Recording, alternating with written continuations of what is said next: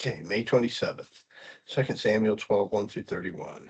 Then the Lord sent Nathan to David, and he came to him and said to him, there were two men in one city, one rich, the other poor. The rich man had exceedingly many flocks and herds, but the poor man had nothing, except one little ewe lamb that he had bought and nourished.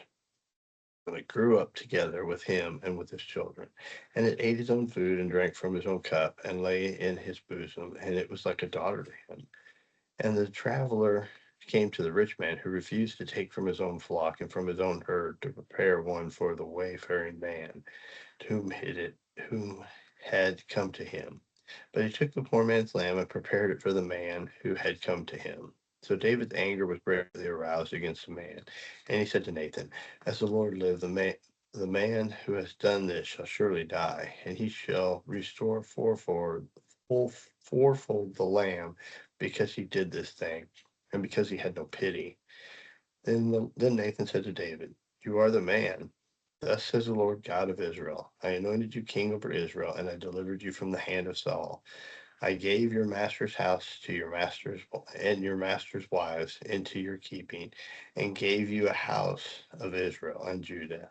And if that had been too little, I would have also given you much more.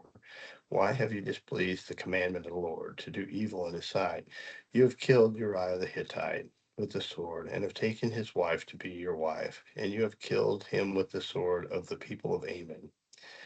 Now therefore, the sword shall not depart from your house, because you have despised me, and have taken the wife of Uriah the Hittite to be your wife. Thus says the Lord, behold, I will raise up an adversary against you from your own house, and I will take your wives before your eyes and give them to your neighbor, and he shall lie with your wives in the sight of the sun.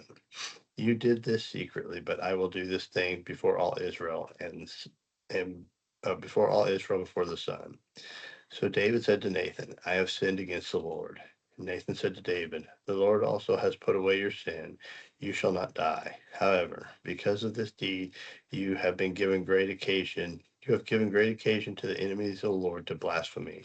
The child who is born to you shall surely die. Then Nathan departed the house. And the Lord struck that child that Uriah's wife bore to David, and it became ill. David therefore pleaded with God for the child, and David fasted and went in and lay all night on the ground. So the elders of the house arose and went to him to raise him up from the ground, but he would not, nor did he eat food with them. Then on the seventh day it came to pass that the child died, and the servants of David were afraid to tell him the child was dead, for they said, indeed, while the child was alive, we spoke to him, and he would not heed our voice. How can we tell him that the child is dead? He may do some harm. When David saw that his servants were whispering, David perceived that the child was dead. Therefore David said to his servants, is the child dead? And they said, he is dead. So David arose from the ground, washed and anointed himself, and changed his clothes, and went into the house of the Lord and worshiped. Then he went to his own house, and re- when he requested, they set food before him, and he ate. Then the servant said to him, what is it that you have done? You fasted and wept for the child while he was alive, but when the child died, you arose and ate food. And he said, while the child was alive, I fasted and wept, for I said, who can tell whether the Lord will be gracious to me that the child may live? But now that he is dead, why should I fast? Can I bring him back again? I shall go to him, but he shall not return to me. Then David comforted Bathsheba his wife, and went in to her and lay with her. So she bore a son, and he called his name Solomon. Now the Lord loved him, and he sent word by the hand of Nathan the prophet. So he called his name Jedediah, because of the Lord. Now Joab fought against Rahab of the people of Ammon, and took the royal city. And Joab sent messengers to David, said, I have fought against Rahab, and have taken the city's water supply. Now therefore gather the rest of the people together, and encamp against the city, and take it, lest I take the city, and it be called after my name. So David gathered all the people together, and went to Rahab, fought against it, and took it. Then he took their king's crown from his head, and the weight was a talent of gold with precious stones, and it was set on David's head. Also he brought out the spoil of the city in a great abundance. and he brought out the people who were in it, and put them to work with saws and with iron picks and iron axes, and made them cross over to the brickworks. And he did this to all the cities of the people of Ammon. Then David and all the people returned to Jerusalem. John 16, 1 through 33. These things I, Jesus, have spoken to you, that you should not be made to stumble.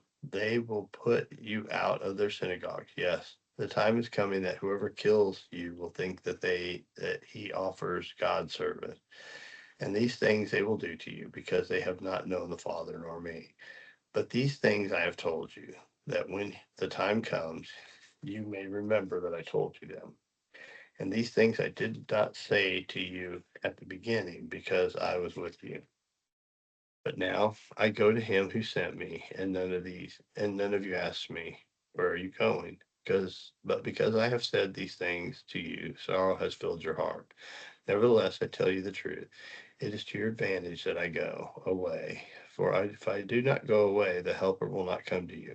But if I depart, I will send him to you. And when he has come, he will convict the world of sin, and of righteousness, and of judgment, and of sin, because they do not believe in me. Of righteousness, because I go to my Father, and you see me no more. Of judgment, because the ruler of this world is judged. I still have many things to say to you, but I cannot bear them now. However, when he, the Spirit of truth, has come, he will guide you into all truth. For he will not speak on his own authority, but whatever he hears, he will speak, and he will tell you the things to come. He will glorify me, and he will take of what is mine and declare it to you. All the things that the Father, all the things that the Father has are mine. Therefore, I said that he will take of mine and declare it to you. A little while longer, you will not see me, and again in a little while, and you will see me, because I go to the Father. Then some of his disciples said among themselves, what is this that he says to us, a little while, and you will not see me again, and again a little while, and you will see me, and because I go to the Father? They said therefore, what what is this he says, a little while? We do not know what he is saying. Now Jesus knew they desired to ask, and he said to them, are you inquiring yourselves about what I said, a little while, and you will not see me, and again a little while, and you will see me? Most assuredly I say to you that you will weep and lament, but the world will rejoice. And you will be sorrowful, but your sorrow will be turned into joy. A woman, when she is in labor, has sorrow because her hour has come. But as soon as she has given birth to the child, she no longer remembers the anguish for the joy that a human being has been born into the world. Therefore, you now have sorrow, but I will see you again, and your heart will rejoice, and your joy no one will be able to take from you. And in the day that you ask me, and in the day you will ask me nothing. Most assuredly, I say to you, whatever you ask in the Father, in my name, he will give you. Until now, you have asked nothing in my name. Ask, and you shall receive, and your joy may be full. These things I have spoken to you in a figurative language, but the time is coming when I will no longer speak to you in a figurative language, but will tell you plainly about the Father. In that day you will ask in my name, and I do not say to you that I shall pray the Father to you, for the Father himself loves you, because he has loved me, and he have believed that I have come forth from God, and you and have believed that I have come forth from God. I came forth from the Father and have come into the world. Again, I leave the world and go to the Father. His disciples said to him, see, now you are speaking plainly and using a figurative speech. Now we are sure that you know all things, and you have no need that anyone should question you. But this we believe, that you came forth from God. Jesus answered them, do you now believe? Indeed, the hour is coming, yes, has now come, that you will be scattered, each to his own, and will leave me alone. And yet I am not alone, because the Father is with me. These things I have spoken to you, that in me you may have peace. The world you will have tribulation, but be of good cheer. I have overcome the world. Psalms 119, 65 through 80. Teth, you dwell You have dealt well with your servant, O Lord, according to your word. Teach me good judgment and knowledge, for I believe in your commandments. Before I was afflicted, I went astray, but now I will keep your word. You are good and do good. Teach me your statute. The proud have forged a lie against me, but I will keep your precepts with my whole heart. Their heart is as fat as grease, but I delight in your law. It is good for me that I have been afflicted, that I may learn your statutes.